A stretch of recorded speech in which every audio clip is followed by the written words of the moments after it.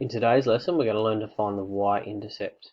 The first thing we need to do is be able to put an equation into the gradient-intercept form. So we should be familiar with this, and that is y equals mx plus c. And as a recap, we know that m is the gradient. And what we're introducing now is what c means. So c is actually the y-intercept. Now the y-intercept is where the graph line crosses here. So in this situation here, if we've got the point, it's going through 2, and x is equal to 0. So when x is equal to 0, that's going to give us the y-intercept. So when we take the equation of y equals mx plus c, we need to make x equal to 0.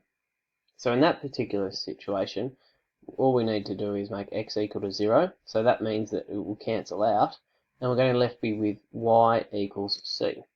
So that's how we come up with the y-intercept there. So again, what we need to make sure we're doing is making sure our equation's in the right form. So in this particular example here, we've got m, our gradient, equal to 3, and our intercept is equal to 5. Pretty simple.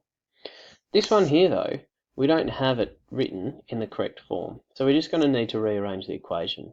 So first of all, we're going to get y by itself. So 2y minus 4x. We're going to get rid of this minus 4x by adding 4x. And if we do that to one side, we're also going to have to do it to the other.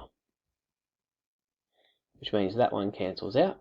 So therefore we have 2y equals 4x plus 20. Okay, we're pretty close now, but we've got to get rid of this 2. So which means we're going to have to divide both sides by 2 to cancel that out. So y equals 4 divided by 2 is 2.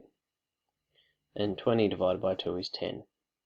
So now we've got the equation in the right form. We can say that our gradient is equal to 2 and our y-intercept is equal to 10.